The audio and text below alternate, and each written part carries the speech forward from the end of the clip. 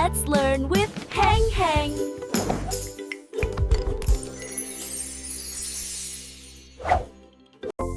សួស្តីកូនៗទាំងអស់គ្នាថ្ងៃនេះយើងនឹងរៀនអំពីព្យញ្ជនៈទាំង33តួព្យញ្ជនៈអក្សរកវិជ្ជាពាក្យកង្កែកង្កែផ្ទុំលើស្លឹកឈូកកង្កែកំពុងតែស៊ីចំណីព្យញ្ជនៈអក្សរខខាត់ណាតែកូនចេះញ៉ាំខាត់ណាដែរទេការខាត់ណាខៀវអក្សរក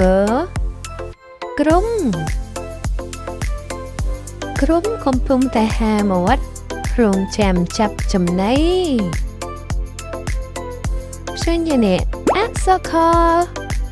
ខ្មោះពូខីវាយខ្មោះអក្សរងងូទឹកសុភីកំពុងតែងូតទឹកឲ្យឆ្កែមើលតែសប្បាយណាស់ព្យញ្ជនៈអក្សរចចេកទុនសាយកំពុងតែស៊ីចេកមើលតែទំនងណាស់ព្យញ្ជនៈអក្សរឆឆាត់នារីទទួលឆាត់ក្រោមព្រើ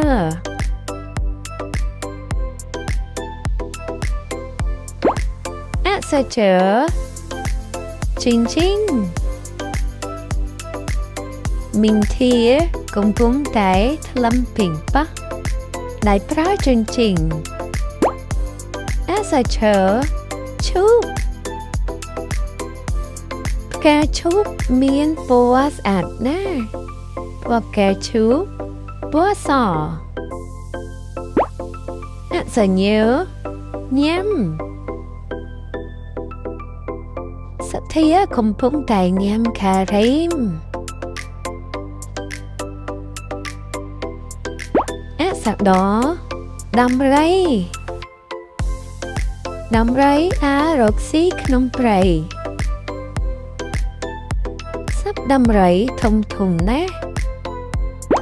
អក្សរថានីពូថានៅក្នុងថានី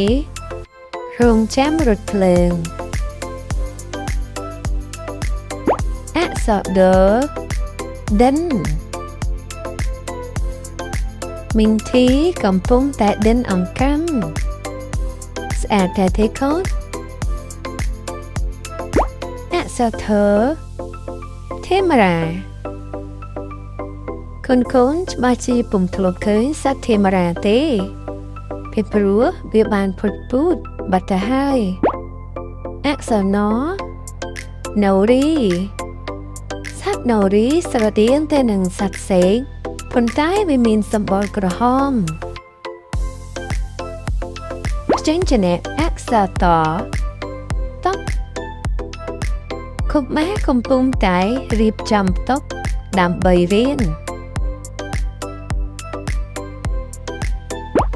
អក្សរថតបូរ៉ាកំពុងតែថតសត្វទុនសាយអក្សរទូកនារីជិះទូកលេងក្នុងបឹង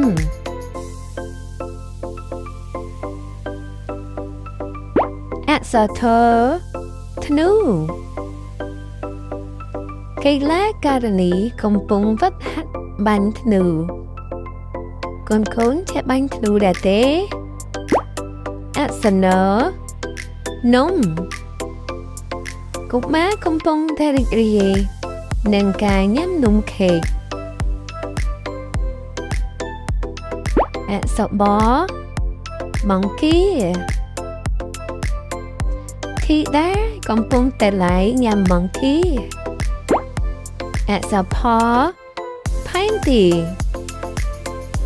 បូរ៉ានិងមិត្តភក្តិកំពុងតែមើលផែនទីសង្ស័យវង្វេងទៅហើយអក្សរ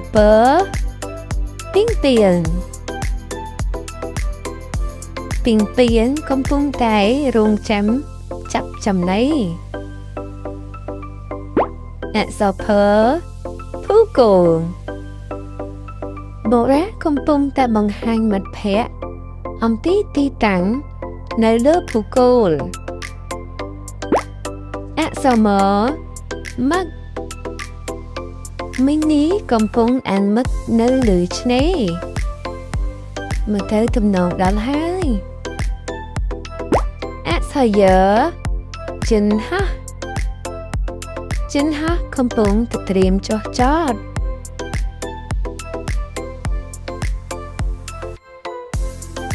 អក្សររំនេះគឺជារបាំអប្សរានារីរាំរបាំអប្សរាស្អាតណាស់អក្សរលហុងទុំមានអត្ថប្រយោជន៍ដល់សុខភាពអក្សរវាកូនកំពុងតែវាប្រណាំងគ្នា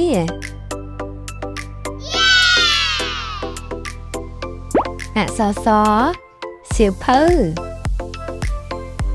ដានីកំពុងតែរាប់សៀវភៅដានីមានចំនួន3ក្បាលអក្សរហើមេអំបៅច្រើនណាស់កំពុងតែហោះហើរនៅលើសួនផ្កាអក្សរលេវអែលបូរ៉ាមានលេវចំនួន3